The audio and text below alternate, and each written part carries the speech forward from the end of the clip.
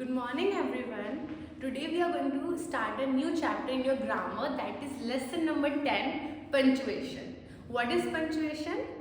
You have already come across this topic in your previous classes. When you were small, when you start getting the English language, you got to know about when you are reading something, you use the voice modulations that the other person can understand the meaning and the expression in which you are conveying your message. So what is punctuation? Punctuation is the use of different marks and capital letters in writing to make the meaning of a sentence clear. What do you understand by that? Punctuation is something when you are reading something, you are going to see few marks.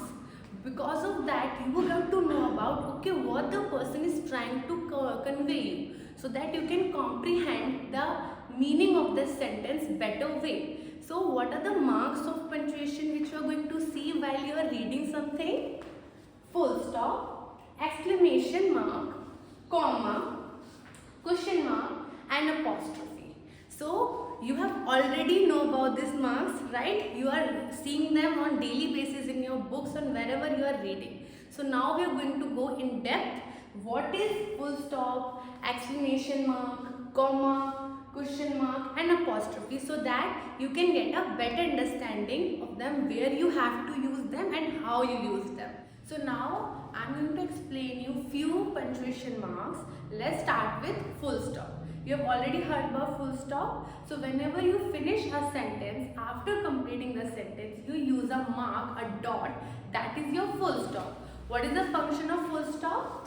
Marks the end of a sentence. For an example, I will go to the zoo. So after finishing the sentence, you mark a dot, that is a full stop. It indicates that you have finished your sentence. Second one, follows most initial. What do you understand by initials? It means whenever there is a name, so that is John F.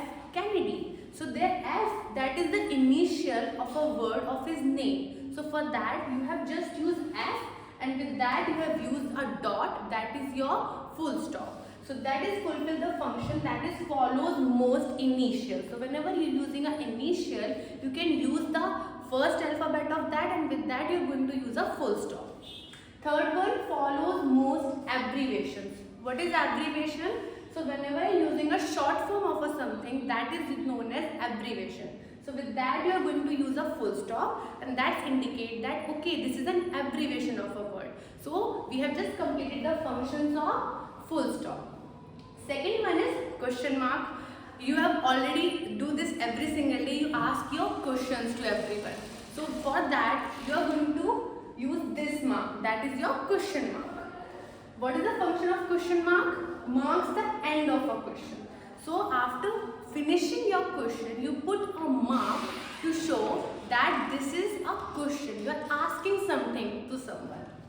Second, for example, that is why are you late?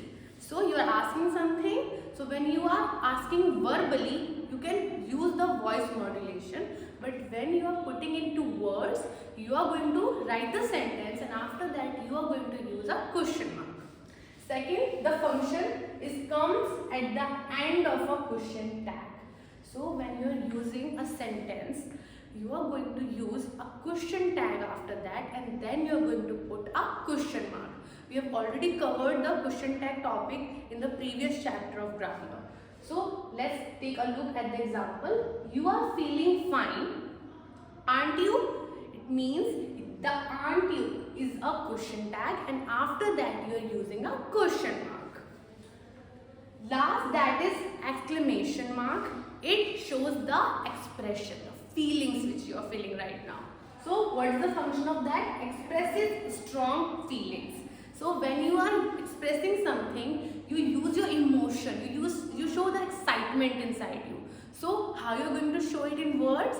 You are going to use the exclamation mark. For example, wow, what a view. Wow, what a day. Oh my god, it's so beautiful. So these are kind of expressions which you use, and for that you use exclamation mark. Let's move on to different punctuation marks. So let's move to the next two punctuation marks which we are going to cover. First one is apostrophe and second one is comma. What is apostrophe? Apostrophe is a comma which you put above the alphabet. So what are the functions of apostrophe? Shows ownership of an object. If you are having an object, to show the ownership of it, you use the apostrophe. For example, this is my father's car. So in this sentence, you are saying that the car belongs to my father. So that is why you use father, apostrophe and S. So the example becomes like that. This is my father's car. That house belongs to me. That is my pen. So this is the sentences where you use apostrophe S. Next is shows contraction. It means you are showing a contraction between the sentences. For an example, I don't know what happened. So in this sentence, don't shows the contraction between the alphabets. The last one of the punctuation mark which we are going to cover is the comma.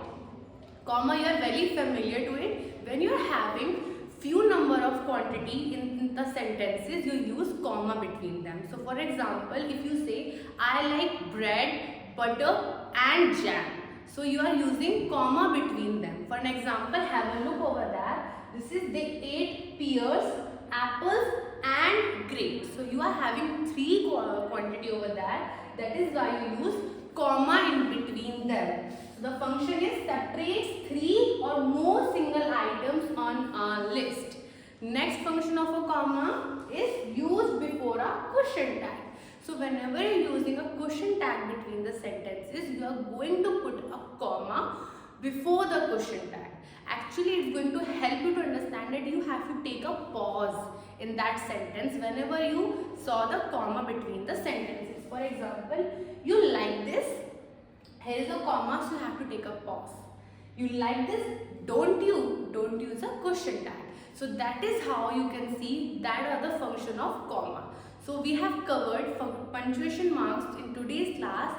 Go through that in your book, and whenever you get back to the school, we are going to give you a quick recap for that. Hope you understand that. Thank you. Have a great day.